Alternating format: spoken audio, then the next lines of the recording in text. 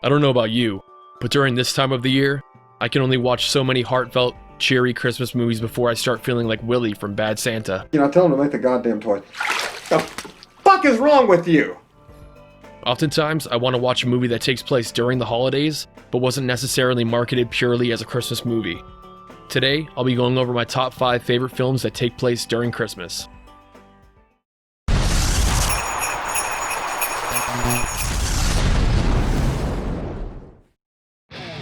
Number 5. Steven Spielberg is undoubtedly one of the greatest filmmakers of all time, but every once in a while, he directs a project that isn't very well received. The movie I'm referring to is 1991's Hook.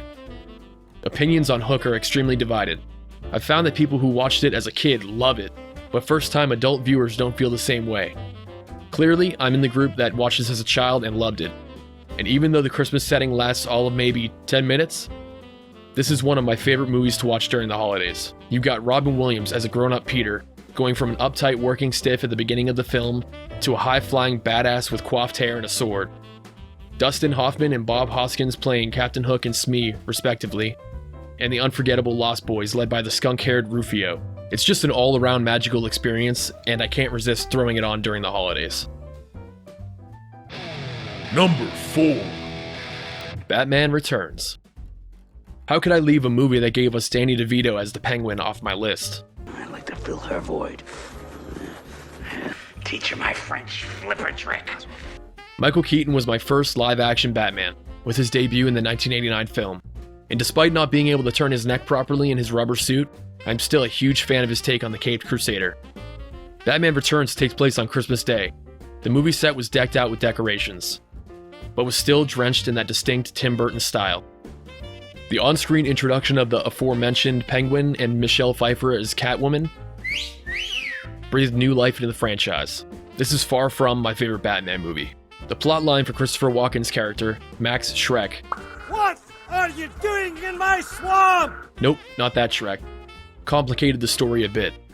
And the movie's runtime for some reason feels a bit too long, even though it's the exact same length as the previous film. Despite the few complaints I have with this one, it's still totally worth watching. Number 3. 3 simple rules. Don't expose them to sunlight, don't let them touch water, and above all, never feed them after midnight. Talk about an injection of horror into your holiday season. What seemingly begins as a cute family film where a traveling salesman gives his son a cuddly little critter, quickly turns into a true creature feature. Joe Dante's 1984 classic is a must-watch during the holiday season. It offers laughs, suspense, and a Christmas setting soaked with horrific imagery. This movie and Indiana Jones and the Temple of Doom are literally the reason that the PG-13 rating came to be, as parents complained about the violence and gore displayed in these films. I won't spoil it if you've never seen it, but Phoebe Cates' character tells a story about her father in this movie that has always stuck with me, involving a Santa suit and a neck injury. Also, the puppetry and animatronics hold up so well, considering that this movie is almost 40 years old. Number 2.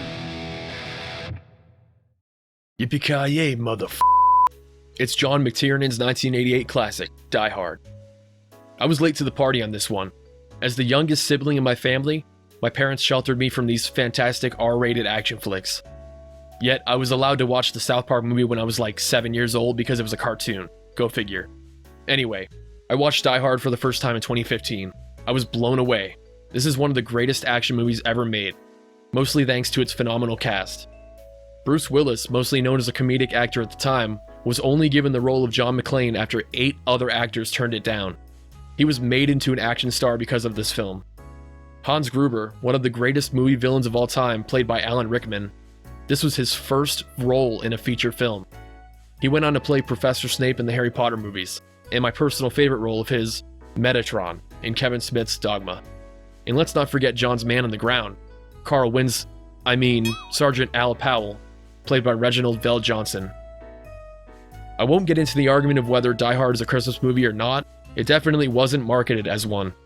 I mean, it was released in the middle of July, after all. But this film is one of the best to watch during the holidays. Number 1. A few years ago, after my probably 5th or 6th time playing through the game LA Noire, I went to Google and typed in movies similar to LA Noire, which led me to the 1997 neo-noir film LA Confidential.